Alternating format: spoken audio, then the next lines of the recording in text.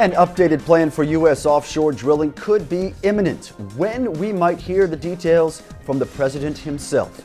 Almost a year after his visit to China, Stephen Chu is announcing tens of millions in funding for joint clean energy projects.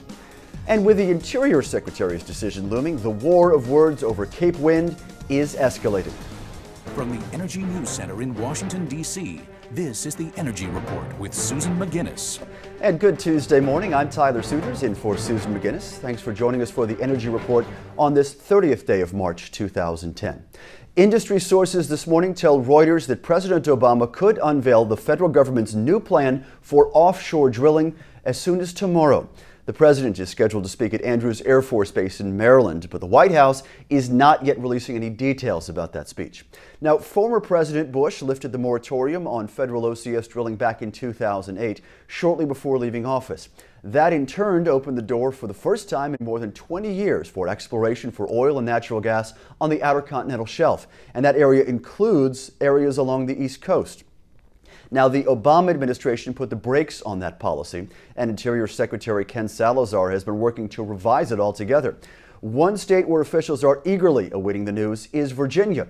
New Governor Bob McDonnell has been especially vocal about his plans and desire to open up 3 million acres off the Atlantic coast. Stephen Chu says the world's top energy consumers must work together to confront global climate change and climate crisis. And so now the Department of Energy is making almost $38 million in grant funding available for the U.S.-China Clean Energy Research Center. Secretary Chu visited China back in June. In addition to that $38 million announced from the DOE, universities, national labs, private companies, and other researchers, they'll all provide matching grants. The total of $75 million will fund research in building energy efficiency, clean coal technology, and also clean vehicles. President Obama and Chinese President Hu Jintao announced the center during the president's visit to China back in November. The program will use existing research centers in both the U.S. and China and will also include an additional $75 million in Chinese funding. Interior Secretary Ken Salazar, we mentioned him once before, and now he says he will determine the fate of Cape Wind sometime in April.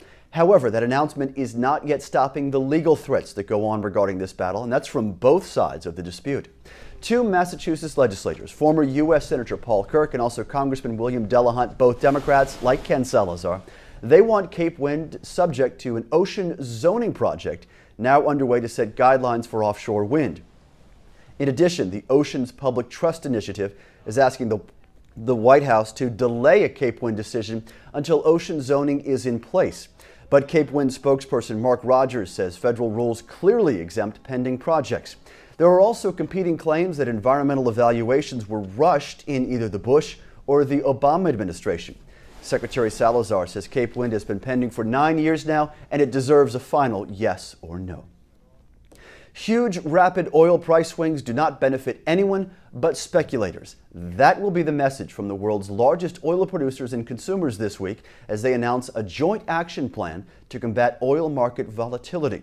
International Energy Agency Director Nobuo Tanaka says his agency, along with OPEC and the International Energy Forum, a gathering of global energy ministers, together they will tackle oil price volatility. The accord will involve pooling expertise and sharing data to improve transparency, give speculators less room to run as a result. Details of the agreement are expected to be announced tomorrow at the end of the IEF's ongoing meeting in Mexico. As for that market volatility, crude oil prices are up this morning, trading around $83 a barrel at one point, in part because the dollar is down right now. Another factor affecting prices, according to Bloomberg, the first posted drop in Japanese industrial output in more than a year, and that comes amid more concern that fuel demand in developed nations will be slow to recover. Taking a look at prices right now, oil is trading at $82.30 a barrel, up 19 cents overall. Natural gas is up 2 cents on the day, trading at $3.94 per 1,000 cubic feet. One developing country with growing energy demand is Vietnam, and now the country has a memorandum of understanding on peaceful nuclear cooperation with the U.S. That MOU was signed yesterday. The next step after this would be a formal trade agreement allowing U.S. firms to conduct nuclear business in Vietnam. Companies from Russia, France, China, and South Korea, they are already talking with Vietnam about potential projects there. And there are reports as well that Russian industry has the lead to build Vietnam's first reactor to be operating by 2020. Federal loan guarantees, a price on carbon, and the price of natural gas. They are all critical factors in Constellation Energy's decision to build a new nuclear plant at Calvert Cliffs.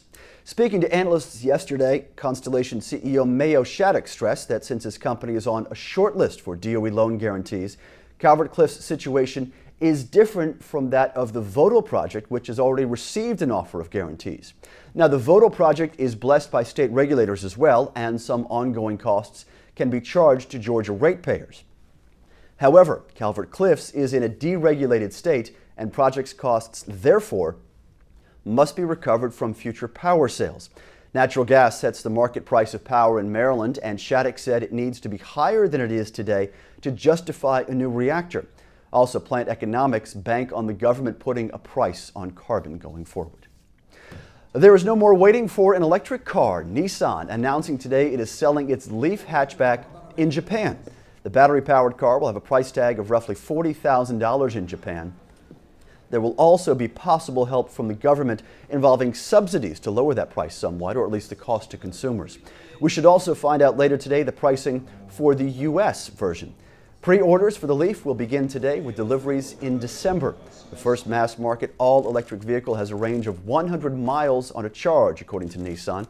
And back in November, Clean Skies News was there when the company unveiled its model in Los Angeles. You can see my entire conversation with Nissan CEO Carlos Ghosn here on our website at cleanskies.com.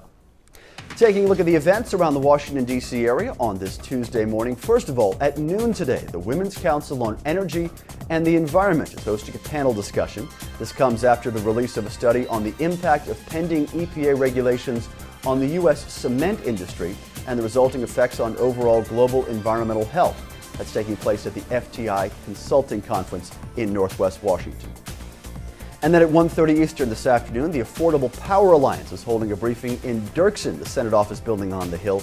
The topic is a new study on the potential impacts of EPA greenhouse gas regulation on minority and low-income Americans. That takes place at 1:30. And that is this Tuesday morning edition of the Energy Report. Thanks for joining us. You can follow us throughout your day on Twitter and Facebook and reach our team here in Washington anytime at this address. It's contact@cleanskies.com.